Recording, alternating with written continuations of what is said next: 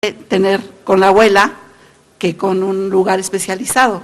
Ese es el dilema que yo lo veo de cómo los papás van a garantizar llevar el niño a la estancia en vez de llevarlo con la abuela, ¿no? Si hay abuela, porque hay unos que no tienen abuela. Y preguntarle también si ustedes han leído las auditorías, porque yo que sí las he leído, le puedo decir que todas esas observaciones que ustedes están comentando y que están repitiendo del boletín de ayer, fueron solventadas.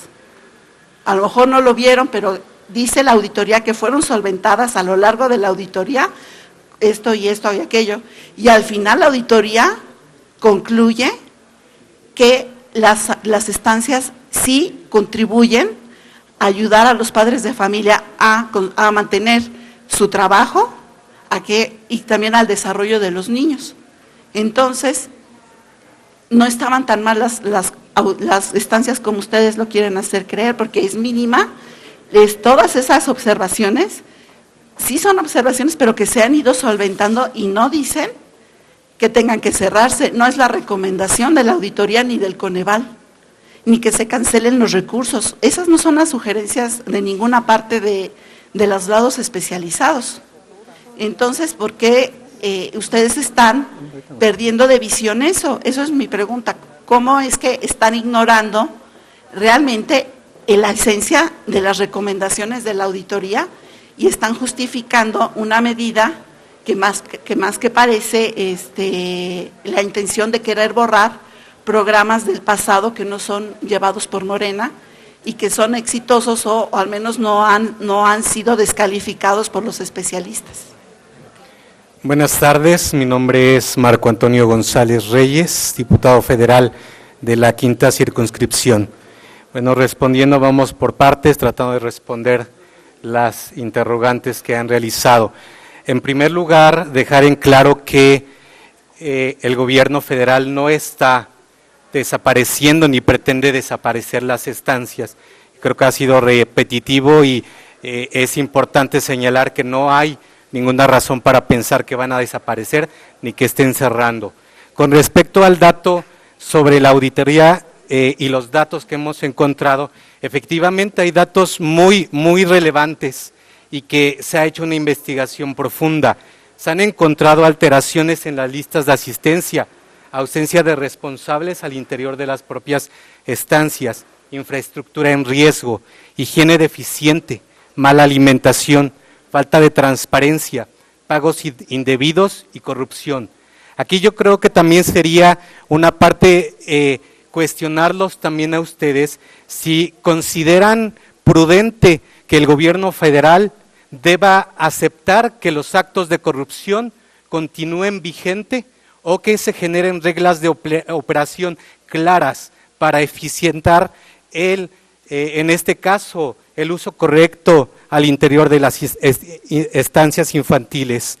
En lo que se encontró en algunas estancias infantiles es que el riesgo de los menores estaba también latente. Y no estamos hablando en particular de señalar que en casa hubiese mayor o menor riesgo. Sin embargo, los datos estadísticos revelan que también ha habido casos particulares en el que se han violentado no solamente la integridad física de los niños, y hay casos documentados por ustedes mismos, medios de comunicación, de muertes de niños al interior de estancias infantiles. En marzo de 2018, por señalar algún caso particular, se informaron de deficiencias en la operación de las mismas estancias, falta de transparencia y pagos indebidos. Tan solo se detectaron pagos por 140,000 pesos a 2 estancias infantiles, por señalar un caso particular. Entonces creo que si estamos hablando de los casos de corrupción y de cómo habían estado operando estas estancias, creo que para datos basta un botón en ese sentido. Ahora, en el otro punto de dejar la posibilidad de que sean, en este caso, los padres de familia quienes decidan en dónde colocar el cuidado de sus hijos, creo que esto es positivo, porque a final de cuentas abre la posibilidad de que aquellas estancias que estaban operando con verdadera y absoluta franqueza y transparencia, seguirán operando. No tienen por qué tener miedo. Ahora, también revisemos datos. No todos los niños en este caso de la población mexicana, no todos los niños son atendidos por estancias infantiles. Hay niños que son atendidos también al interior de sus familias. Y creo que en ese sentido no podríamos demeritar la propia función de los abuelos como criadores. En ese sentido también dejar muy, muy claro que el padre de familia no solamente tendrá el abanico para atender a los niños en las estancias, se abre el abanico de posibilidades. Y en ese tema, creo que el padre de familia y el niño en particular tendrá más opciones, mucho más opciones de las que tenía en este momento.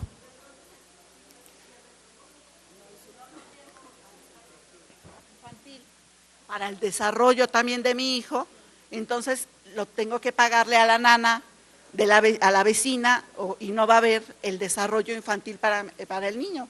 Esa es la cuestión de fondo de la diferencia entre llevar a un niño a una estancia a que lo cuiden los abuelos, la tía, la abuelita y la vecina. Esa es la diferencia, ese es el abanico al que usted se refiere. Aquí la pregunta creo que sería una pregunta también para ustedes en ese sentido. Si finalmente ustedes están confiando en una estancia que ha operado de manera regular y de manera transparente y nos preocupa el cuidado de nuestros hijos, no veo por qué el padre de familia tendría que sacar al niño de esa estancia que ha operado de manera correcta. Pero lo que están denunciando es que las estancias se están quedando sin niños porque no están teniendo el subsidio. A ver, pero aquí creo que tenemos que aclarar. De cerrar porque no están recibiendo el subsidio. Las cosas van muy claras. El subsidio va a llegar a la instancia a través del padre de familia, que va a tener la decisión. Y lo que se va a modificar son las reglas de operación. Entonces, vuelvo a preguntar, creo que es importante que nosotros nos cuestionemos si ese recurso destinado y ese recurso que finalmente es de nuestros impuestos debe de llegar a manos corruptas, a este negocio lucrativo de las estancias, porque en ningún momento se ha cuestionado a quienes en ese momento están dirigiendo las estancias de sí, porque hay estancias que han operado de manera clara y de manera regular, pero hay estancias, otras, que están operando de manera muy deficiente. Y hace un momento yo mencionaba incluso datos específicos que ustedes han corroborado y datos que ustedes han señalado. Y me tomo el atrevimiento de señalar, por ejemplo, el caso particular del periódico Excelsior. Muere menor en guardería de Nesa, Sedesol se deslinda. El niño de 2 años falleció a causa de ahogamiento al caer en una cisterna en el inmueble de la colonia Maravillas, 17 de febrero. Por señalar algún caso. Permíteme, yo contesto. ¿Dónde está la red de corrupción de sostener ante los medios, desde el gobierno hasta ustedes? ¿Dónde está la corrupción? ¿Quién es esa red que viene desde el gobierno del PAN y que continuó con el gobierno del PRI? ¿Dónde está la red de corruptos que hicieron las estancias un negocio lucrativo? ¿Dónde está? Es lo único que les pedimos, pero ustedes no son capaces de sostenerlo. Voy a poner de ejemplo el estado de Veracruz. En el estado de Veracruz, los delegados, subdelegados, coordinadores tenían varias estancias, a nombre, no de ellos, obviamente, de familiares, de prestanombres. Permítame, se están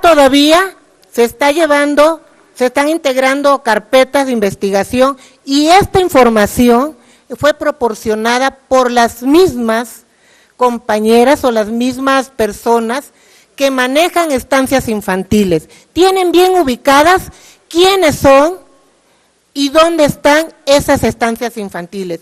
Cobraron el recurso para la apertura de 70,000 pesos y no existían.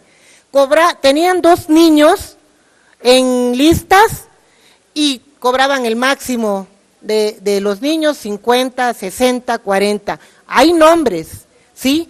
Pero también se van a denunciar, obviamente, porque es nuestra obligación como gobierno denunciar lo que estamos combatiendo. No podemos permitir más impunidad.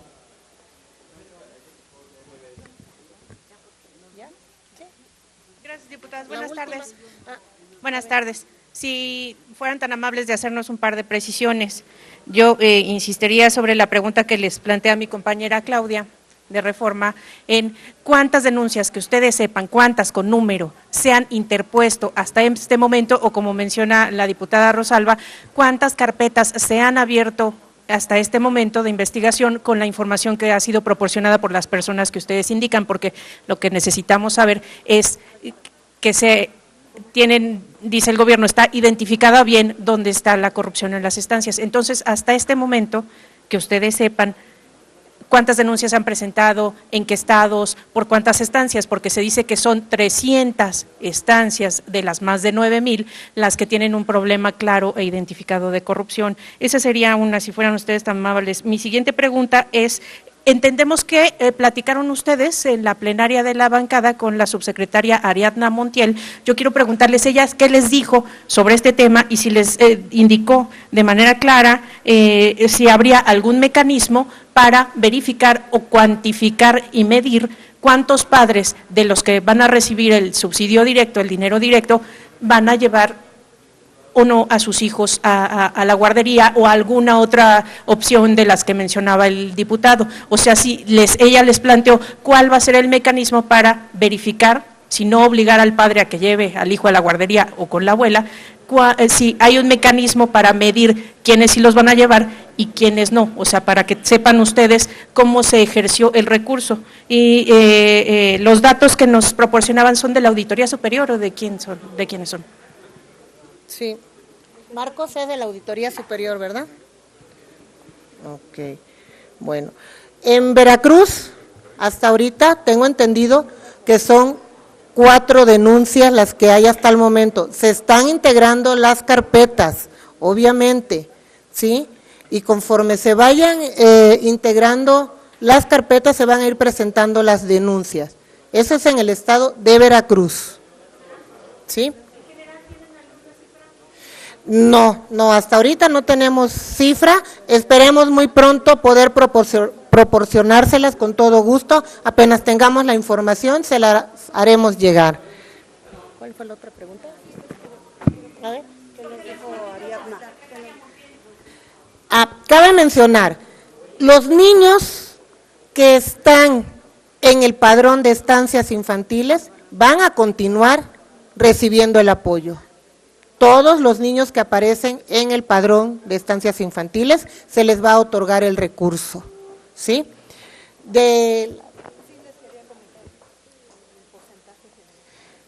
Perdón, la otra.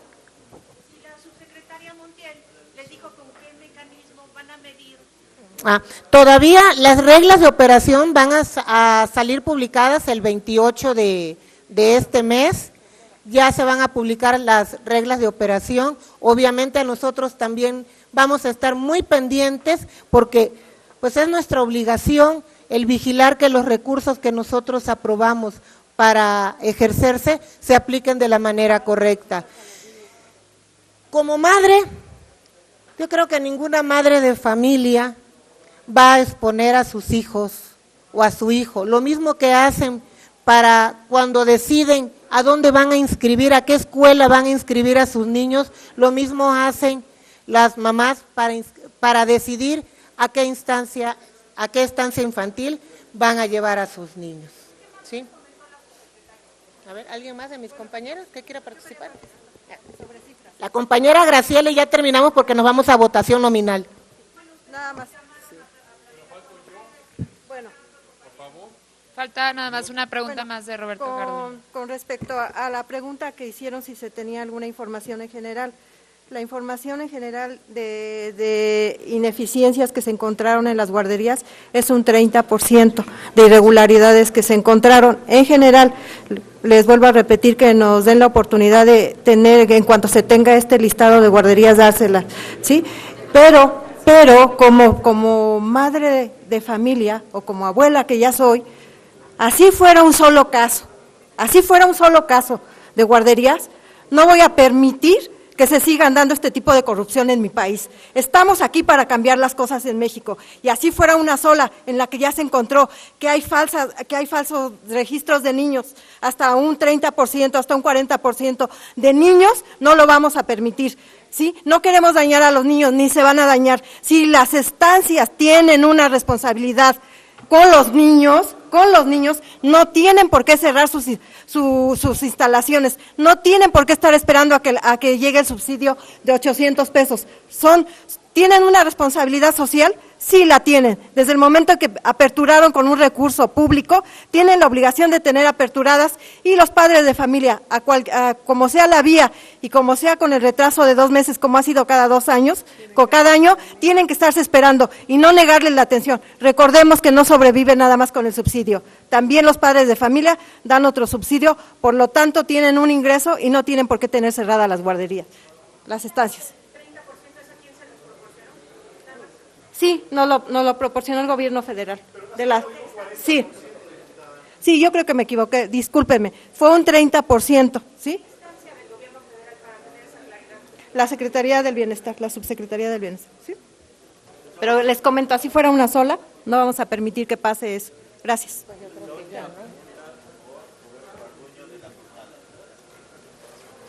Buenas tardes, diputadas. Simplemente, si nos pueden decir, en el caso de Veracruz, ustedes tocan el tema de las estancias en Veracruz y nos habla de que hay coordinadores y funcionarios responsables. Creo que sería conveniente que se nos digan los nombres, porque estamos bordando en el aire, haciendo señalamientos con todo el respeto, genéricos, sin dar nombres. Si ustedes nos dicen ¿qué funcionarios encargados de este programa en Veracruz o en Sonora o donde sea?